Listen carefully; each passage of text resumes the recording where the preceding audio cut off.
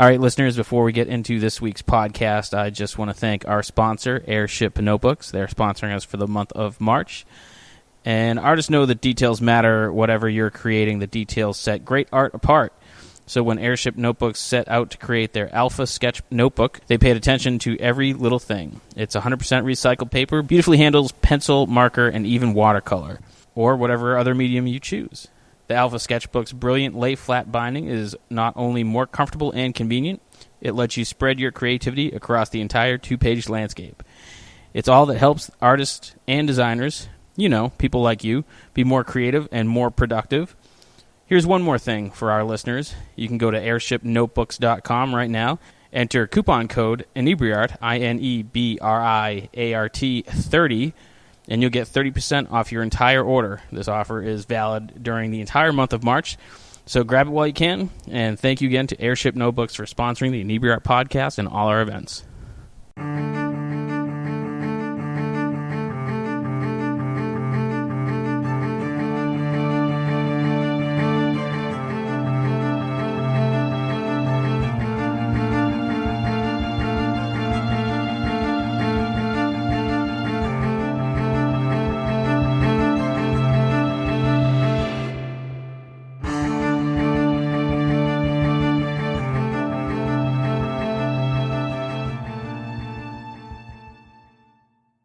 Welcome back, Inebri-ites. This is Andy, the Inebri-art podcast, and I'm actually recording from my home opposed to our normal brewery, beer store, distillery where we normally record because of quarantine situations, and you got to kind of improvise under those situations.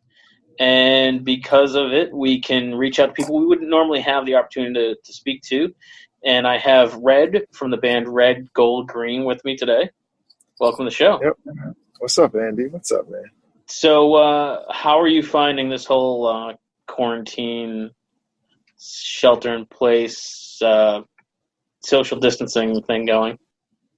Well, for us, I guess I'll start by saying we travel a lot, and so when we're home, it's almost like a bit of a vacation from being on the road. It's a different aspect of life for us. So being home and then everybody being home and being told that everybody has to be home. The only reason why it's weird is because now everybody online, you see on social media, like everybody's going through these struggles, whereas, it's somewhat normal for me or for us to like be in a studio, be sort of away from people. You know what I mean? That's not uncommon. So when you're not on the road, you're social distancing normally anyways? To an extent, you know what I mean? To an extent. And it's, as I back this car up, so to an extent. And for us, it's not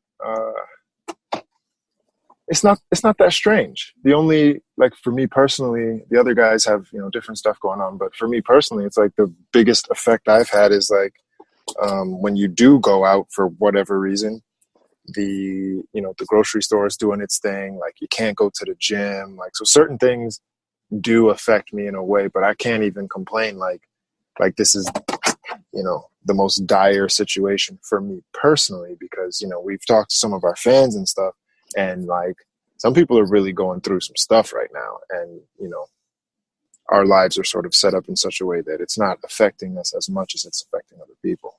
Oh, that's pretty good. Were you guys touring when this all broke, or were you actually already kind of home? Or on the day that the president went on TV and said, like, hey, it's crazy. It was like it was March like 11th or something when he went on TV and did that thing. That was the day before our first show of the tour was supposed to kick off. So we drove up to New York on the 11th for the show that was in Manhattan on the 12th.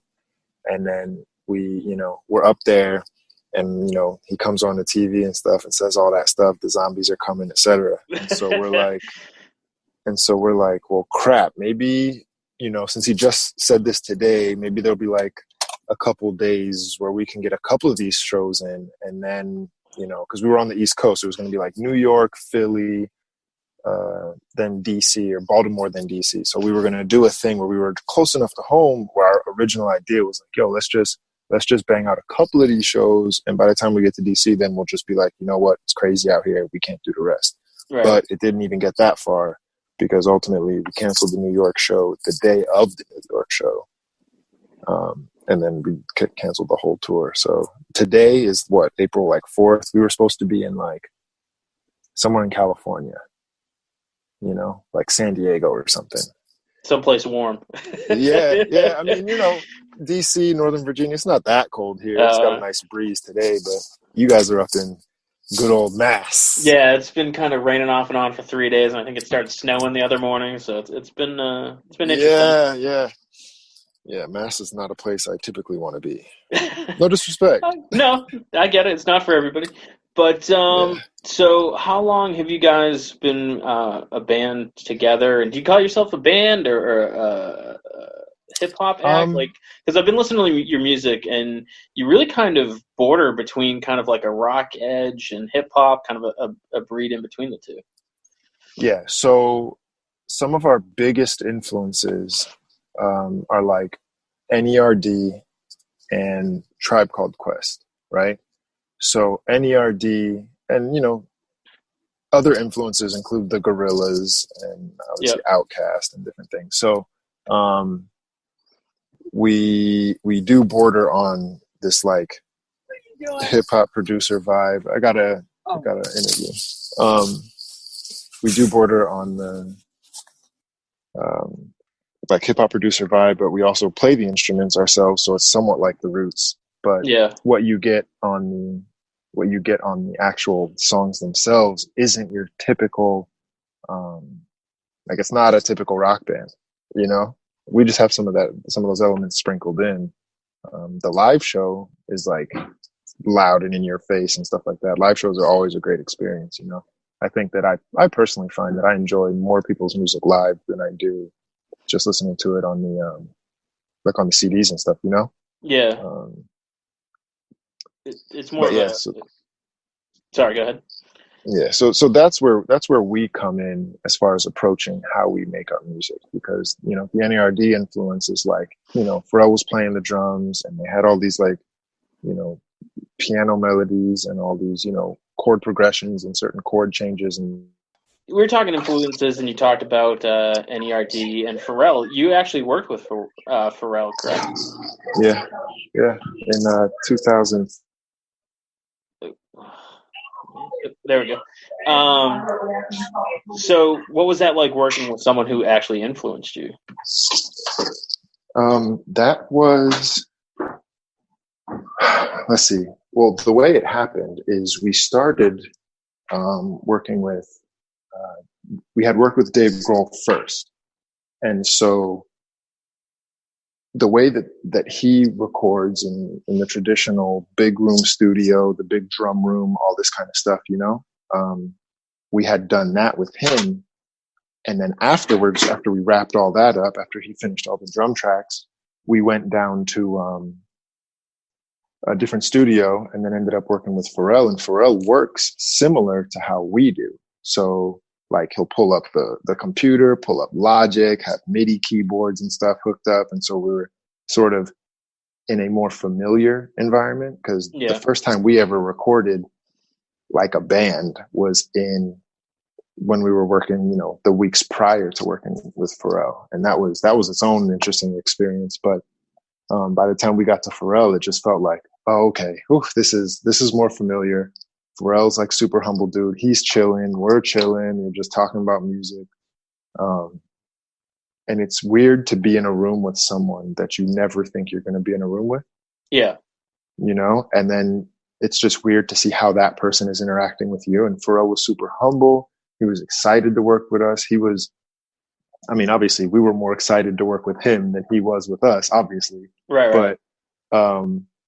But he still was very open, and we had great conversations about the music we were trying to make and everything like that. And he's, you know, both of them actually from the state of Virginia. So we both, like, everybody knew kind of a little bit about where we come from musically and all this. So it was great. It was a once in a lifetime kind of vibe. So you said you guys play your own instruments. Like how long have you been doing that? Is that something that came on after, or did you kind of I started more traditional, like Oh shit. in junior high. I started playing like clarinet and kind of worked my way up. Got to high school and I'm like, I want to play something cool, so I played guitar. Did you kind of have that kind of background, or was you got into music and then picked up an instrument? I think all of us started on something like that. Like I had piano lessons as a kid. Golden was on violin and stuff.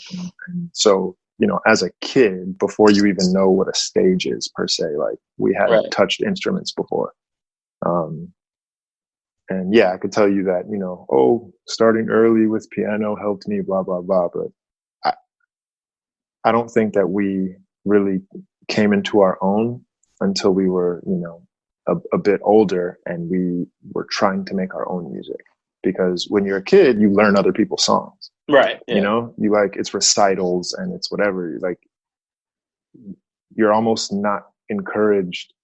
They just never bring it up. They never tell you like, make a song and bring it in or whatever. Right. That's not, no one ever does that as, in elementary school. Let's go home and practice this other thing. Practice, right? It's practice these chops, practice this, practice that, and now is a very different time. People at very young ages are just experimenting with instruments now and doing whatever they want, obviously putting it on Instagram and stuff and then amassing followings and things like that. So it wasn't until we were a bit older that we started to like just do whatever we wanted with the instruments, and there were no rules because we didn't have any chops. So we just we were like, well, what do we like? We kind of looked up how they do that, and then we just grabbed something from somewhere else, sort of pieced it together. And when you were kind of looking up that stuff, I'm not sure how long your band's been around, but was it kind of like an online? Did you go to like YouTube and kind of like figure some stuff out? Yeah, no, it was all YouTube at that point. Because YouTube had been around for a little bit, and I'm talking 2000, because we had a first band with another member called Blue, and we were around. The band was Blue, or was it Red? No. It was yeah. There was 4 of us. Okay. It was called, the band itself was called the 5-1. So we were much more local at that time. We had what's that thing? We had like residencies. Oh, sure. At certain places in DC and stuff, and we'd play like the hip hop, not jam sessions, the ciphers and all the battles and stuff like that. So we were the band, and we'd be making stuff up all the time, just playing beats and like doing that sort of stuff. So that was back when we were figuring everything out, and then around 2012 was when Red Gold Green sort of formed. So that's around the time period. But yeah, we were looking on YouTube, and we were just trying to scour the internet, trying to find, show me how to play this, right?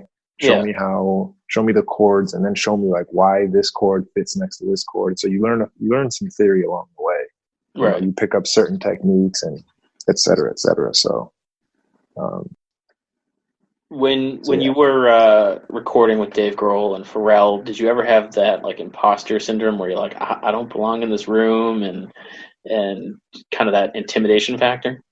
Well, the beauty of how they operate as humans is like the humility level is, they were more humble than we were about it. So it's like, it makes you just feel like you're just in a room with a person. Yeah. Like the whole aura that like, it's like we create, like people who aren't famous or whatever, we create this aura around celebrities where they haven't necessarily created it themselves.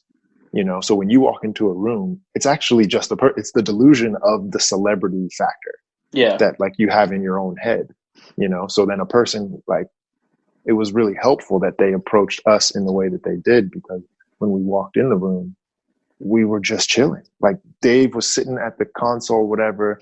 You walk in the room, he's got his feet kicked up, his head, hands behind his head, whatever. He's talking to one of the other engineers. He just kind of gets up and walks over to us and goes, "Hey, I'm Dave." It's like, bro, I know. Bro, I know you're Dave. Yeah, everyone knows you're Dave. You didn't have to tell me that. Yeah. Yeah. Opposed to me, who I forgot to introduce myself. Right, exactly. But, luckily for us, we walk around with our name tag on, essentially. Right.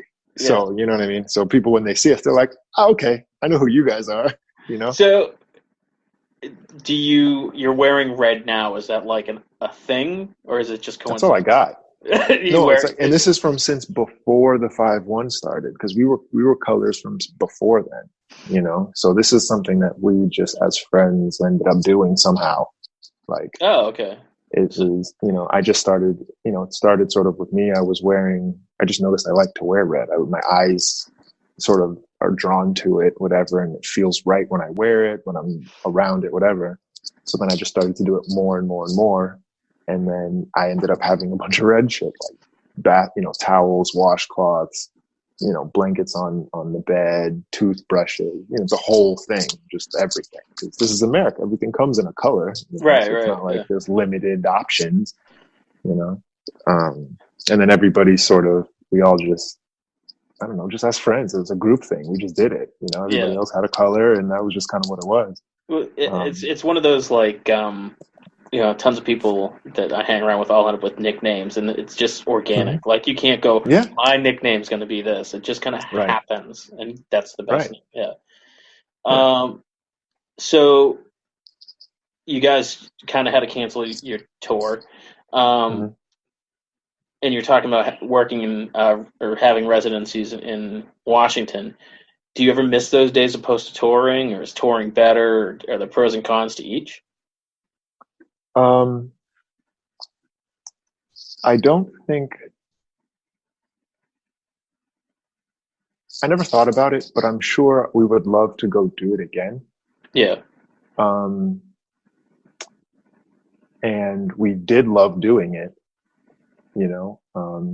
but we also love how touring really gets the music out there. Touring is a tool among many things.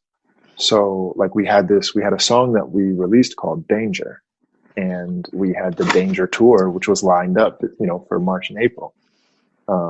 So obviously the point of that is you go out and you promote the song, you play the song every night, you take pictures with people, you get the social media going, and it's the whole thing. You have tags in that, and exactly. So it's a tool. Touring is a tool, but also the humane side of touring is such that you get a chance to go out and see people face to face. Like I run our merch, so I'm at the merch booth, like selling the merch the entire show.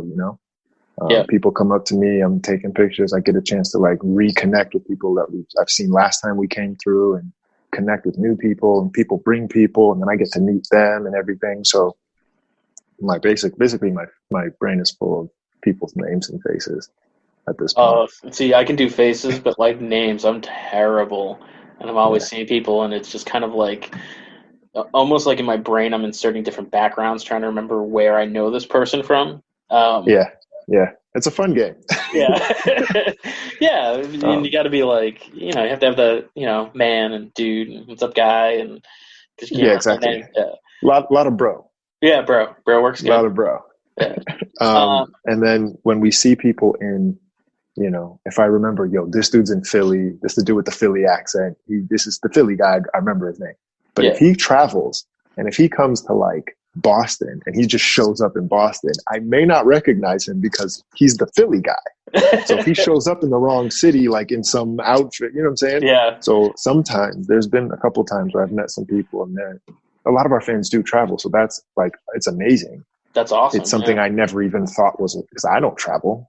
I don't travel to go see shows. There's not a band in the world. Okay.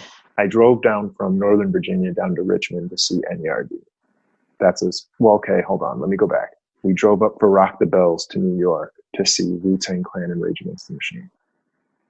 But I think that's it. So Rage, Wu-Tang, NERD, I think that's it. That's it for me. I'm not going anywhere for anything else, That was a long time ago too. But yeah, so when our fans do travel, sometimes someone will show up and be like, "Hey," and I'm like, "Hey, how you doing?"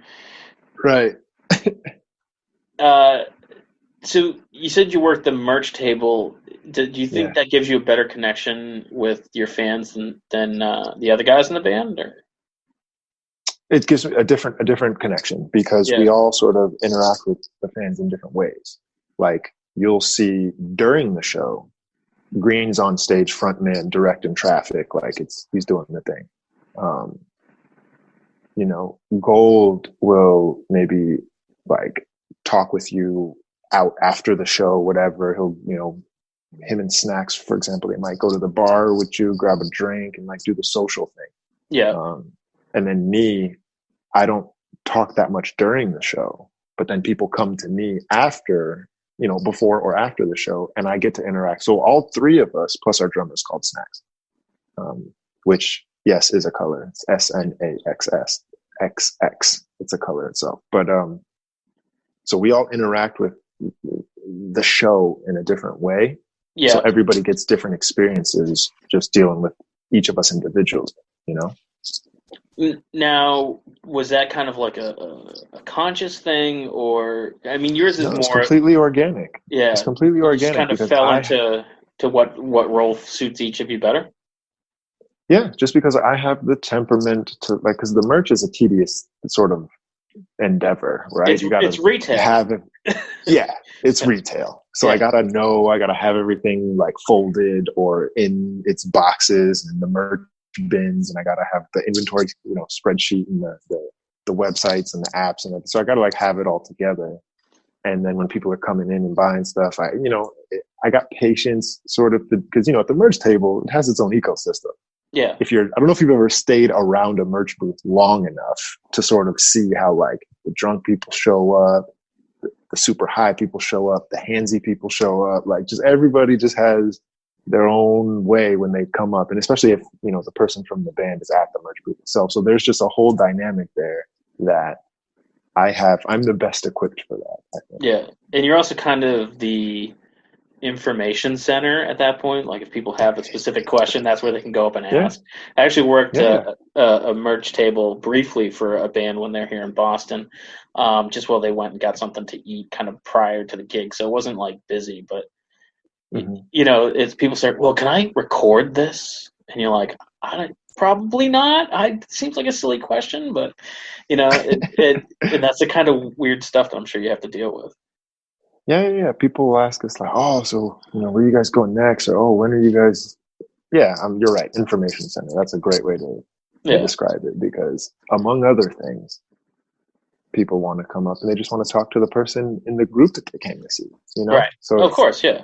And some people are, either cool about it or shy or whatever. Cause some people don't want to like come up and say too much, if anything. Some people want a picture but don't want to like be that guy or whatever. Ask for the picture, right? And so then I'm there and having dealt with obviously Pharrell and Dave Grohl, I'm like, oh no, if you guys want to take a picture, like, yo, let's take a picture. I'm here, you're here, let's take a picture. So I can like break that sort of barrier where they don't have to feel like I'm more than what I am. Right. I'm here, you're here, let's just be here, and then the show will go and I'll come back here. We could talk again. Like, you know what I'm saying? Yeah. Buy my shit. Yeah, exactly. Buy a t-shirt and I'll take a picture. Where is your favorite places to tour? And have you gone outside the country or just in the U.S.? We spent a significant amount of time, I'd say somewhere close to 6 months in total in Germany. Like, because we were signed at one 6 months just in Germany? Well, we were signed to Virgin Records Germany. Yeah.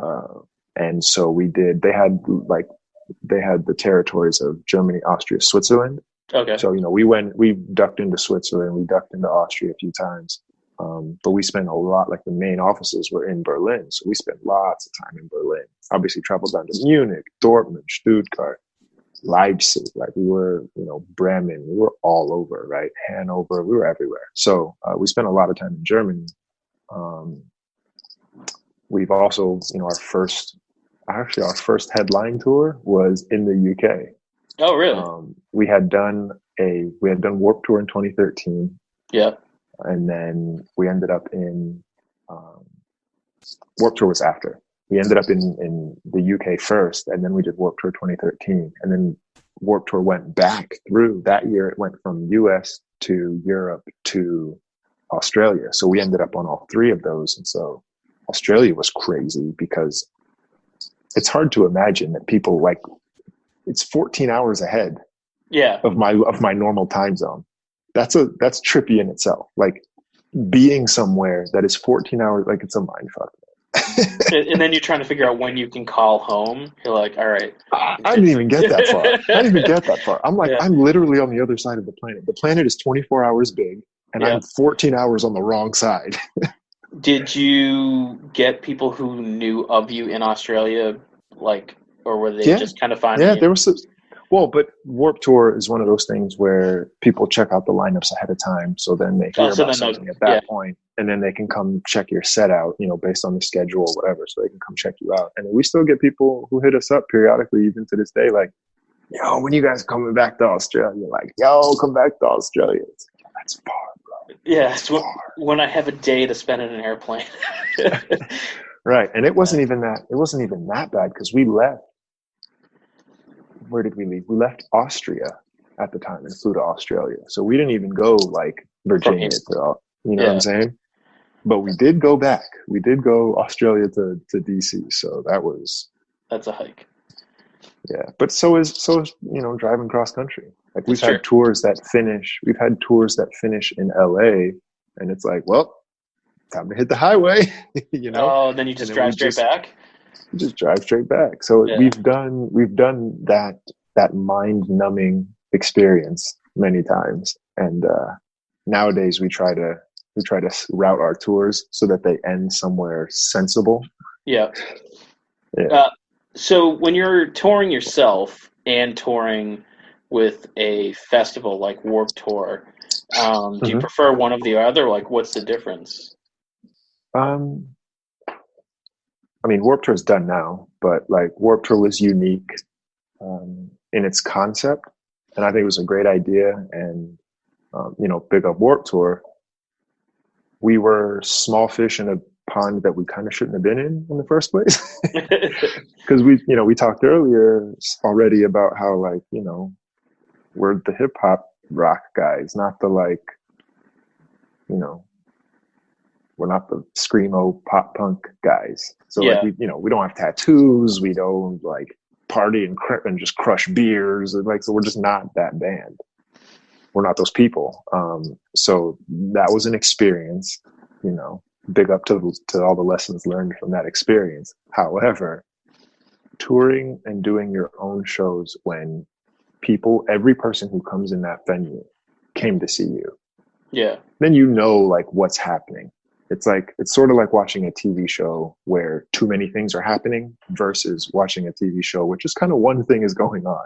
Yeah. It's more focused, So I can know that everybody that comes in, especially for me, I know that everybody who comes in, I'm not trying to convert them as a fan. I'm not trying to like make a good impression per se. These people already know us or me. So when I'm at the merch table, it's like, it's a different environment than, you open for whoever and 300 people walk in the room and they don't know who you are or whatever like that. It's just a different experience.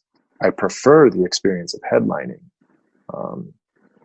because then the people that sort of care about us the most or are most invested in us, I get a chance to meet them, eye to eye. Yeah. I would assume it's got to be easier to connect and hold the audience when it's your show, opposed to Warped Tour, where if you're not the band that the majority came to see, like half the people are wandering around and talking and it's hot and people can't be bothered, and just everybody's hair is doing one of these things. And like, can they see? I don't know. I never did that. My hair doesn't do that. So Warped Tour was an experience. It was an early experience for us. Like I said, big up to all the lessons learned. Big up to Kevin Lyman. We met some interesting people along the way. Shout out Beeves.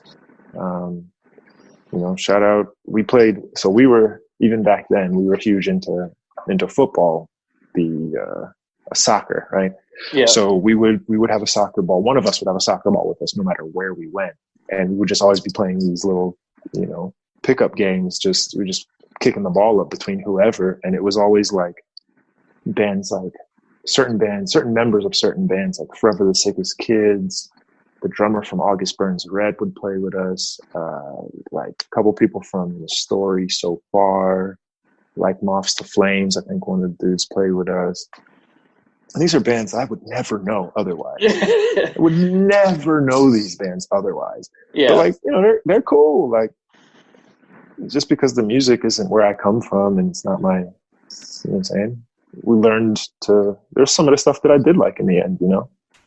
But yeah. I mean, to me, that's one of the cool things about seeing kind of bands that fit, but in a weird way. Because I'll go to see one band, and then, you know, through the opening act or the band that they're paired with, I'm like, oh, you know what? They're a lot better live than I expected them to be. Or I know I got turned on to. I went to see Flog and Molly, and they were touring with Go-Go Bordello, and I love Go-Go Bordello. I mean, it was their live show is insane. I fucking love Go-Go They Bordello. are like the most. If they were coming anywhere, I'd go see them. Like I would travel to see them because they're just fun.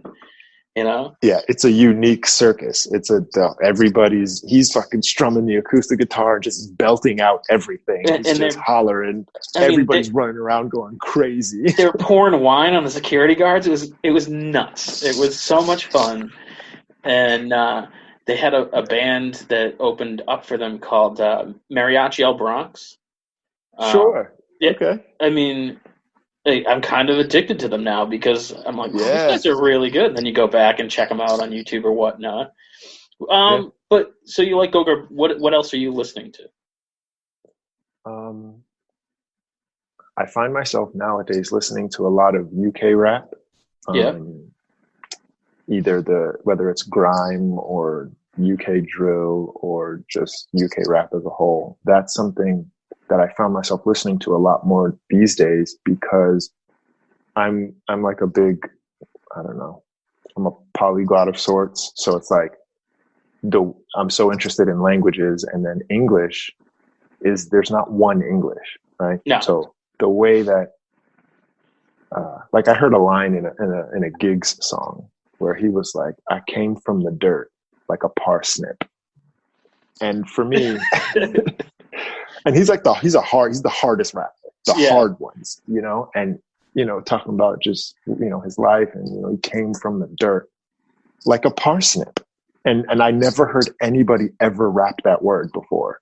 Yeah. And it would make sense that like a British person would be in tune with such a thing. Yeah. You know, so certain rhymes you just won't get from an American artist. Under no circumstance will you get certain rhymes from an American artist because that's not the language we speak, you know? Yeah. But if you come to a British perspective,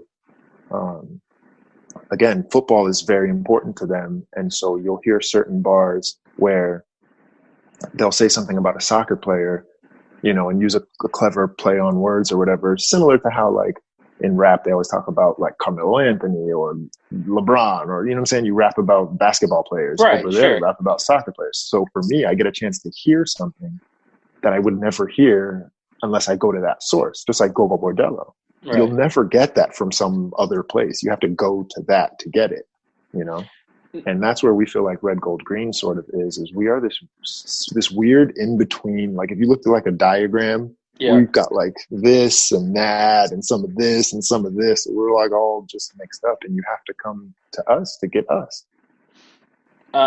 So in UK rap, do they ever use like Cockney rhyming slang?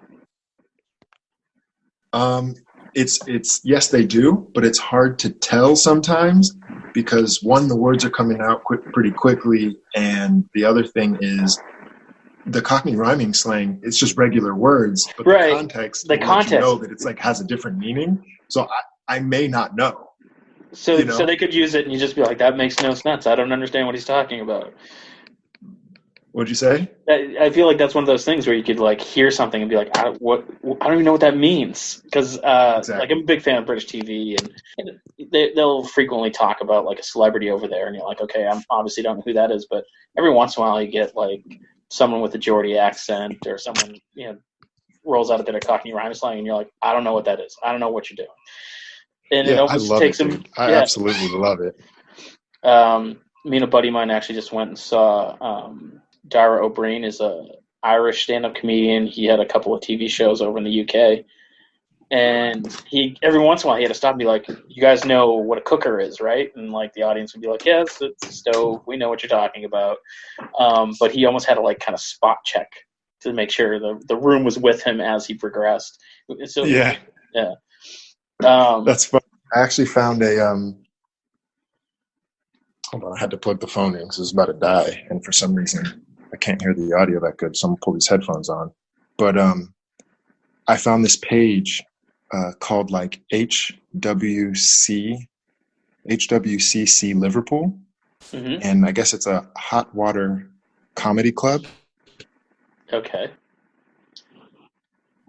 Hold on, let me see if the headphones connect. Can you hear me? Yeah, I can hear you. Okay, cool. This is much better for me. So yeah, I found this hot water comedy club, and there's this guy on there, and all the videos have subtitles because in Liverpool the accent is just a complete madness. Like, right, you can't understand him. And I've been like listening to the English people do different things for a number of years now, and so I can pretty much catch most of it. But the subtitles are dope. I appreciate the subtitles. Every once in a while, you're like, "Oh, okay, I get it now." Yeah, because certain words, the way they use them is different than the way we use them, and et cetera, et cetera. So it's an interesting way to experience the world, because that's what language, sort of is like the way you think, the way you form your sentences. It does play a part in the way your brain works. Oh you yeah, know. sure. And so even as I've spent some time, like I said, we spent time in Germany, so I started to pick it up. And then there's this app Duolingo, so I've been doing the little exercises, whatever, and looking at how, as I'm going through the lessons, looking at the way that language is set up, I'm like, yo, like German is basically like Yoda speak, because the grammar of the sentence, like you have to put certain things, what I would consider out of place, Right. but they have to be in a specific place. Because I speak Spanish too, so it's like in Spanish, you can just sort of flow words. You can put prepositional phrases at the end or the beginning if you're just trying to be more poetic or less poetic or whatever. You can just say whatever, and it's not incorrect. But in German, things have to be in a certain place, and then my English brain is trying to like understand how I'm saying these things backwards. So you have to be like, he gave to him the keys yesterday. Like that's the straightforward translation from German into English, and it's right. man, I can't keep that straight. So, do you ever think to try to include German or Spanish into your music? Like, we have a song that hasn't been released called "No Me Mientas," which means "Don't Lie to Me," and that song we play at the shows. We've played at the shows for a little bit now, maybe a few months, whatever, and we will be releasing that soon. It's part of our album that's coming out. We have an album / movie that's going to be coming out. A movie? Like right. So we have Thor this movie? Story. Or? No. Like a.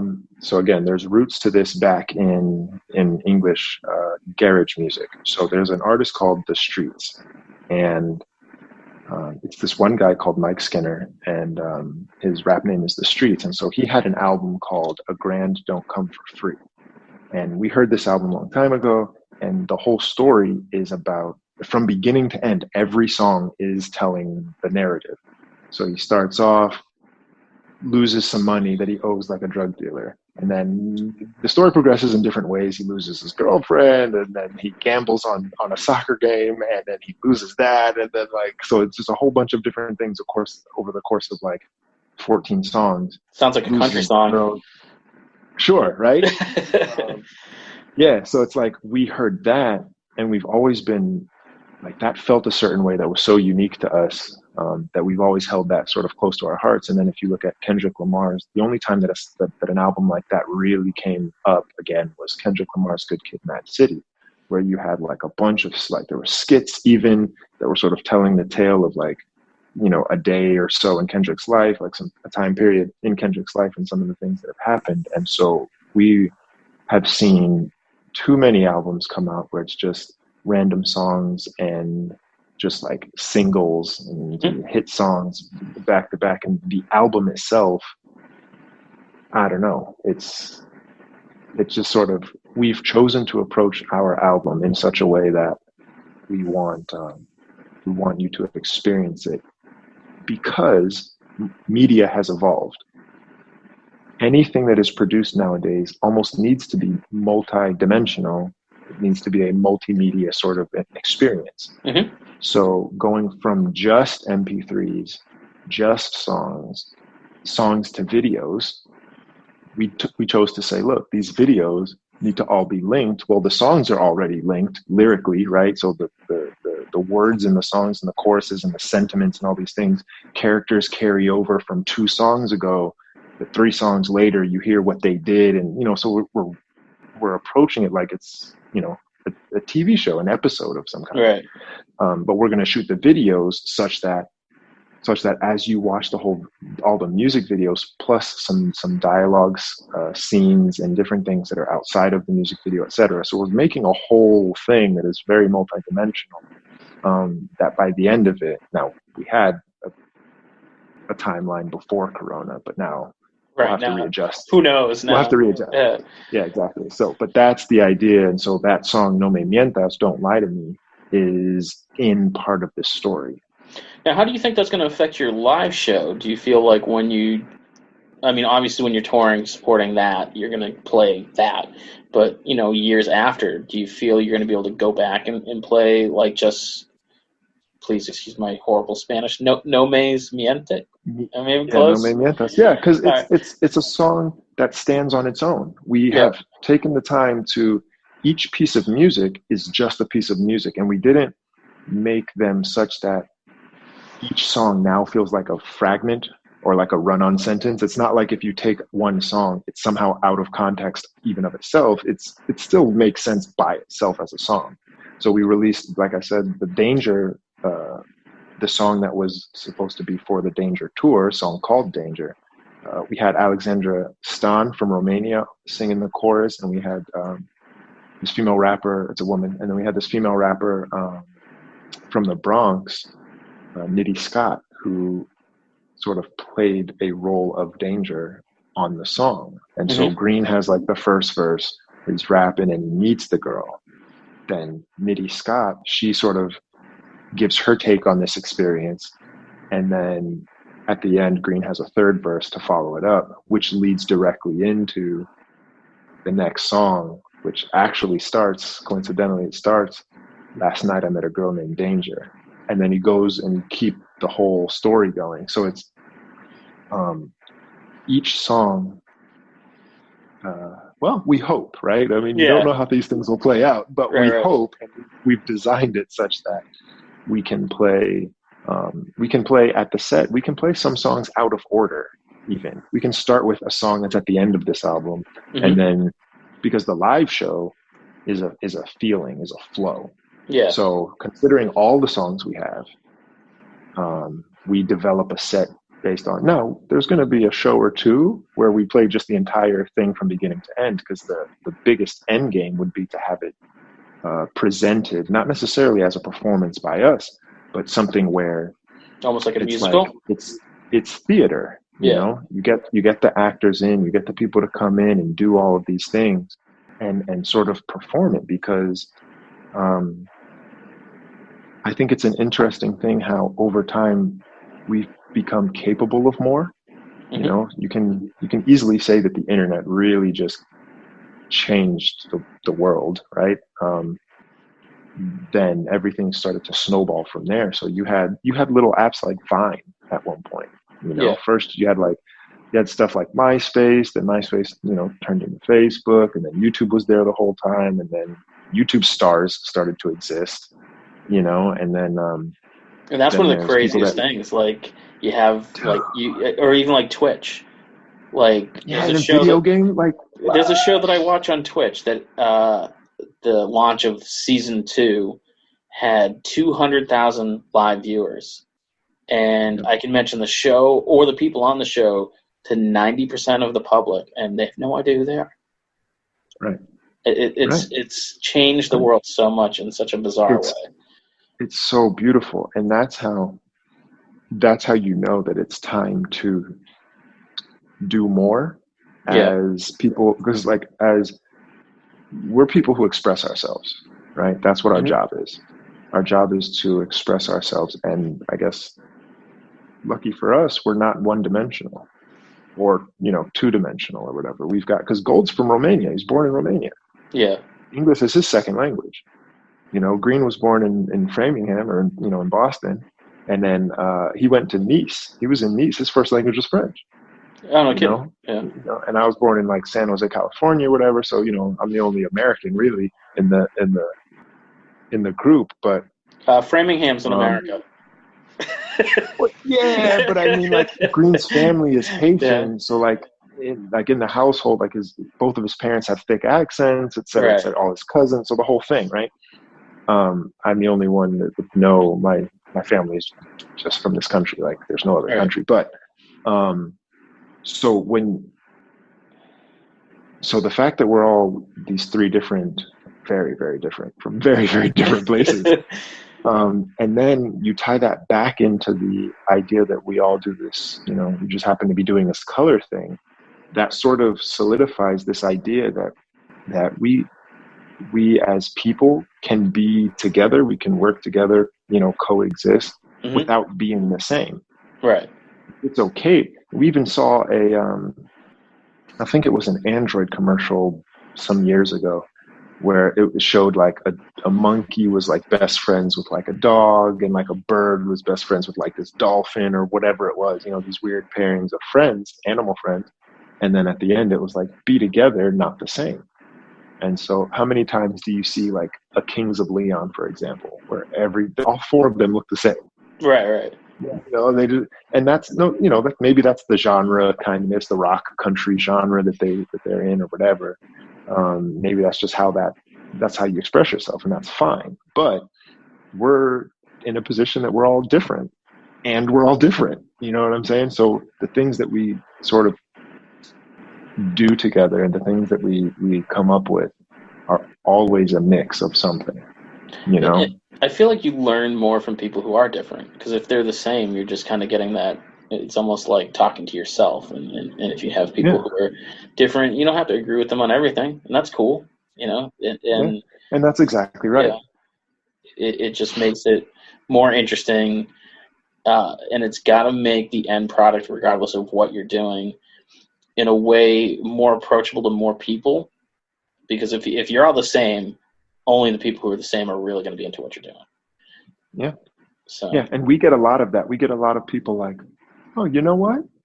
I didn't think I would like y'all this much, but I really did.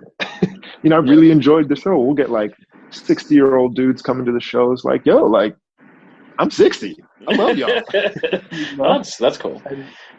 And so we really see the benefit of, we sort of open people's perspectives a little bit, because, you know, a lot of times they'll look at us and the name is Red, Gold, Green, and the three of us wear these Rasta colors, right? And so it's like, you know, people, and then, you know, me, obviously, with the long hair and stuff and dreads, it's like people will assume we're a reggae band. And even after the show, they'll go and be like, yo, Red, Gold, Green, like, that's like, I love their rock reggae. And it's like, bro, we didn't play a single reggae anything the entire show, not a single thing, you know? And if you listen back to all of our songs, if you just go to Spotify and start streaming Red, Gold, Green, you're not going to hear any reggae, you know? Right. But depending on the context in which you saw us the first time, because we've done shows with Dirty Heads, we've done shows with Pepper. So it's like, we recently did a tour with Hyrie. And it's like, in that context, I can obviously understand how people would come to that, you know, conclusion. Like, oh, this is a different type of reggae because this is clearly a reggae show, which means everybody has to be reggae. I mean, look at them; they're clearly reggae. Well, you named your drummer Snacks. It sounds like you had the munchies. I mean, so you get it. You get it. You're hip. So a lot of times it's just we're in that position to show people something different than what they may have, their preconceived notion. I think a lot of it harkens back to, you know, we're used to going into, I mean, maybe not as much anymore, but, you know, you go into the record store and there's the rock music, and then there's the rap, and then there's the country. And nowadays, almost every band doesn't really fit into any one of those categories anymore. You know, music has become such a melting pot where it's even like, you know, Miley Cyrus did a cover of Lucy in the Sky with Diamonds with Flaming Lips, and it's like, those two should never come together, but when they do, it was fantastic. Yeah. So I think it's people try to group you so that they can kind of make sense of it. But then you have 100%. bands, like Gogor Bordello. I don't know what I'd call them. Rock, because maybe, I don't. Well, yeah, because all the names and the labels go back to the idea of radio, Right? And where does it go on radio, right? Yeah. So you have a rock radio station.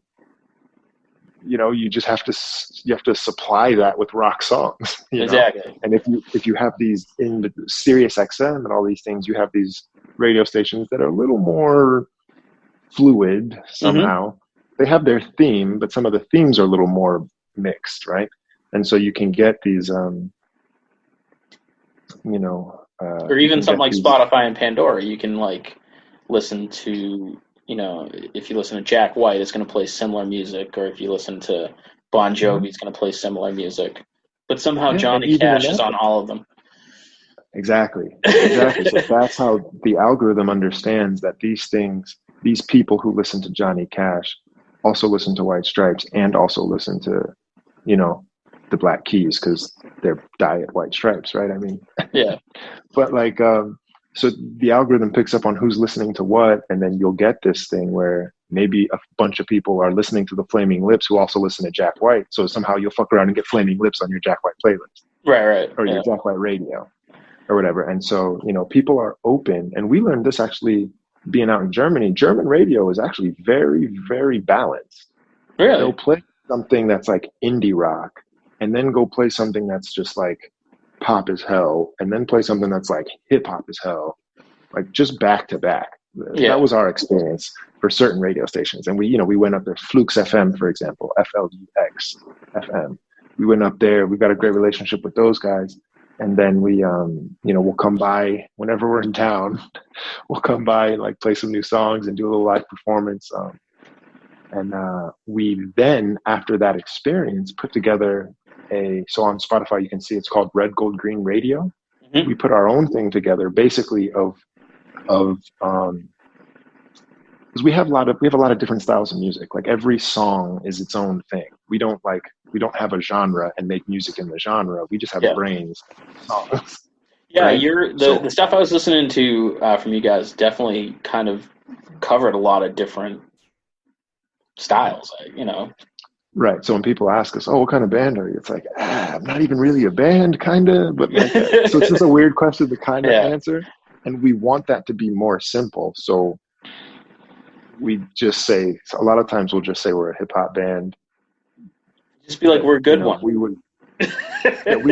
We prefer to just be like, we make pop music, because what we realize is pop music has a weird stigma to it sometimes, but at the same time, a pop artist is not bound by any specific genre, any musical genre. Like Taylor Swift can make a country song and then go make a song Bad Blood with Kendrick Lamar.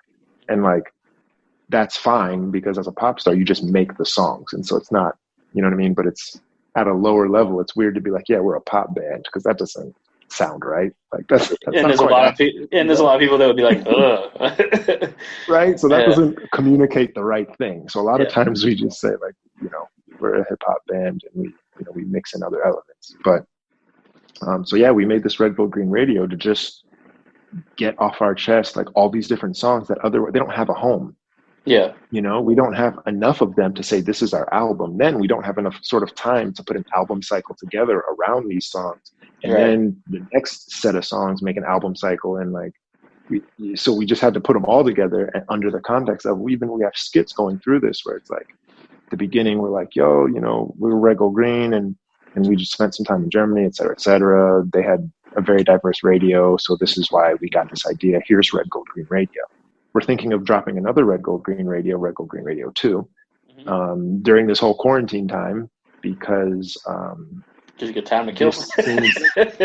This seems like a good opportunity to sort of get some stuff off our chest, because we'll go on Instagram Live. Make sure you come see us at RDGLDGRN. We go live on Instagram, and then we'll play some of these songs that we have in the in the holster, and then people really respond to them. And the reason why people respond to them is because they're on our live stream. They know who we are. They like us to some extent. Right. So we're just it's a chance for us to basically headline a show. We get to be us for the people that are watching us that want to see us. You know what I mean? Mm-hmm. And so we sort of drop little gems here, little unreleased things, and people respond really well to it. So it's like, okay, clearly with everybody at the house, everybody stay at home, we might as well just package it up and then like let it go on Spotify and let it be out there, let it kind of sit so people can just enjoy, because we want people to experience us as we express us, you know, as we express ourselves. And we can't have people read our minds. So the songs that we've written and sung and recorded, we know about them. But if we haven't shown them to you, you don't know about them. So you don't know who we are totally, completely. Yeah. That's what, you know, since all of our songs are very, like Tame Impala, for example, they've got a consistent they have a specific sound. Yeah. Right? All those songs are more or less very similar, right? Right. If not the exact same to an extent. But so for us, we're the polar opposite of that. And so we've covered a lot of ground, and we have a lot of different things to say and a lot of different ways we say them. Mm-hmm. So you might notice that the thread, the lyrical content, and the ideas and concepts might actually be similar from song to song, but the way you dance or the way you kind of sit and chill or the way you experience each song is very different. And that's where we feel that we are in a unique space, because we have a lot going on, like in our heads. Right. You know? I just want to say, man, this was great. I appreciate you taking the time out of your busy quarantine to talk to me. But where can people go? Busy quarantine. Where can people go online to check out your stuff? You know what? I'm glad you asked. I held this answer back because I knew you'd eventually ask it. Yeah. So it's a closing question. We've released on Spotify a song today. Actually, it dropped at midnight. I don't know when you're going to air this, but on what day is today? 4/3.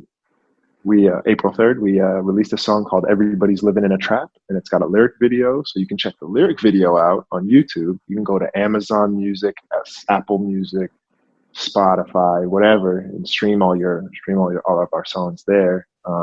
And you can check us out on the social media, on Facebook and on Instagram mainly. So it's red, gold, green with no vowels, is how you spell it. Correct. RDGLDGRN. Red, gold, green, no vowels. It's the same on all of them. Yeah. So we figured, so here's the backstory. Okay. We were like, we're the 5-1. We lost blue. Now it's just the three of us, right? So there's no red, blue, green, gold. It's just red, green, gold. So we were like, shit, like, what are we going to call this? What are we going to do?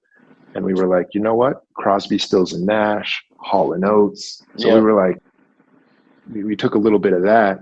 And then we were like, you know what? There's this group, you know, MGMT, Mastercraft, you know, Starfucker. There's a bunch.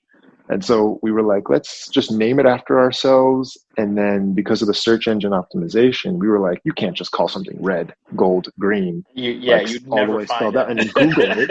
It's never going to get found. Yeah. So we were like, you know, let's add this like no vowels thing that some people were doing. Again, this is way back then. Yeah. And we were like, you know, let's take the vowels out and see what it looks like. And we were like, that looks pretty unique. No one's ever going to mess that up. Right. Except for people mess it up all the time. Jokes on us in the end. Jokes on us in the end. But that's how we came up with the name Red, Gold, Green, because we search engine optimization algorithms and such. Autocorrect doesn't know what to do with it. No, it's just a giant typo. Yeah. Funny story real quick before we sure. move on from here. So we have merch that obviously says... I was just going to ask you, like, where can people get merch, man? I know you're the merch guy. Yeah, actually, yeah. So I've got... I don't know if you're, you know, recording the visual as well, but we've got this nice red, gold, green duffel bag. Oh, nice. You know what I'm saying? I use it all the time. I have like actual stuff in it now. But we have website, redgoldgreen.com. Click on the store. Yeah. You've got all our stuff there. Nice. So we've got tank tops and soccer jerseys, because of course we have soccer jerseys. It's like our favorite thing. We've got like chip clips, like, little magnetic chip clips for the fridge and stuff. We've got coffee mugs. We've got tons of stuff. We've got lighters, etc. So yeah, you can find us there. But back in the day, we had a hoodie, a crew neck hoodie. It was all black with a face on it, and there was a red, gold, green bandana across the bottom half of, so like red, gold, green, vertical kind of stripes. Yeah. And it said over the eyes, we had like censored the eyes with the band name. Yeah. So a friend of ours was in Florida, going through the airport, going through TSA. They pulled her aside and said, "So what's the meaning behind this shirt? Why does your shirt say Ronald Reagan on it?" and so we've gotten everything from like great. Red Dragon all the way to like Ronald Reagan with this like black guy's face with the like bar over the censorship bar and stuff. Yeah. And so we've it seemed like a great idea at the time. It seemed like it made logistical sense, but turns out it's a really stupid band name. Oh, that's great. Yeah. No, this is an absolute pleasure. If you guys ever come up this way, I'll definitely travel to see you guys. Okay, yeah. Just holla at us. Plymouth, Mass. I don't know exactly where that is in relation to Boston, but we typically come to Boston. We're about 45 minutes south of Boston. South of Boston. Okay, so yeah, we've been to Somerville. That's nearest Boston. Thunder Road. Oh, actually, yeah, we've played Thunder Road, but we recently played something Ballroom. Oh, it was like upstairs, kind of off the street, and there's. God, now I can't think of the name. I know where you're talking about, but yeah, we're not far from there. We've gone up to record bands that have played Thunder Road in that area. So. Yeah. Cool, man. So yeah, we'll probably see you soon. Eventually, cool. rather. Yeah. We'll see you eventually. Yeah, whenever this dies down. So one last question before you go: what are you doing to occupy your time now that's not music related? Let's see. Well, like I said, I still do my little Duolingo lessons because my brain just works that way. I got to be learning like a language at all times. There's a great game called PUBG Mobile. It's a great game. Okay. You just hop in, you hop out of a plane, you fucking shoot some people, and you win the game. You get a little chicken dinner at the end. You know what I'm saying? Nice. So every day around lunchtime, we get chicken. You know what I'm saying? So let's see. I mean, exercise is important to us. We do. To do what we do, we have to take care of ourselves. And so a lot of that is eating correctly, eating better, exercise, sleep, certain things that are just like naturally important to humans, right? Yeah. So we do that sort of stuff. Right now, hanging out with my family and stuff, just because we don't get to see them a lot. Mm-hmm. So when we are home, just kind of hang out with them, see what they're up to, It's nice that we have strong relationships with our family. Like there's no tension or turmoil in any of our households. So it's just, it's a really beautiful thing. We're really fortunate in that regard. And a lot of times we just end up taking that positivity and that encouragement out into the world. So when we go to our shows are high energy and fun, but also very positive in meaning and message. Well, I think we need a lot of that right now. So that's and that's what earlier this morning, and I think we're going to make it a little bit more of a tradition, is we went on Instagram Live like in the morning and did just like a Good Morning America kind of thing, where we just get on. I've got my tea, Green's wherever he is, and he's got his coffee, and we're just sitting there. People come in live. We just chat it up with some people, just talk about a couple of things, and just people get to see faces and interact with people. And there's a lot of that going on nowadays. There's been a lot of beat battles, for example. Going back to Dirty Heads, I think Jared is doing. I think it's his turn today to do the like day in the life of quarantine or whatever. Each band member's doing a day and talking about their house and whatever and what they do and stuff. So I think at some point today, Jared is doing his if he hasn't done it already. But yeah, we have a very strong music scene here in Plymouth, and so all the local musicians are streaming, concerts at different times, and one of them's even hosting a virtual open mic. So, I mean, people are really trying to find ways to stay positive and busy, and I think Yeah. We did right before things got super crazy. We had a live stream show that we did. We had like 3 cameras set up. It was a whole professional setup. Big up to the people that hooked us up with that. Um, in one of the studios that's around here, and we ended up donating, a portion of our proceeds to the Capital Area Food Bank. Oh, Because nice. now that kids are out of school, Hmm. certain families, because we were daycare, Right. teachers at one point, and so like working with younger, less privileged families Hmm. and stuff like that. So you'd have the mom who's kind of a youngish, whatever. She's got a couple of kids in the daycare and stuff like that, and the way the school works is the school helps feed the kids. Right. Right. If they get free lunches and then they close the school, now Those kids are they hungry. put a lot of people in a tough spot. Right. And so we linked up with Capital Area Food Bank, and we hooked them up with some stuff, and just sort of hope it did some good. I know it's not going to solve anything, but we did something. Right. Yeah. That's awesome, man. So again, thanks for talking to me, and hopefully our listeners enjoyed our first venture into a remote podcast, and hopefully we'll catch you when you guys are on tour next. Yeah, check us out. Listen, if you want to ask us a question, hit us up at Red Gold Green on Instagram.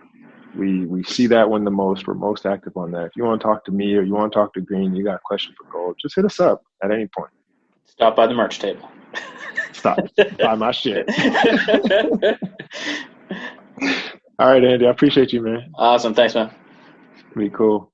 Thanks for listening to the podcast. You can find us on all social medias at Inebri-art, except for Instagram, we're at Inebri-art6. You can email us with your questions, complaints, and whatnot at Inebri-art@yahoo.com. And if you're looking for more podcasts, you can check out the other podcasts on our network, Retro Redoctopus, America's Hometown Horror, and, of course, Bar Talk, Old Colony, and Inebri-art Podcast, the original. So check those out and subscribe and comment so we can reach more people, and thanks for listening.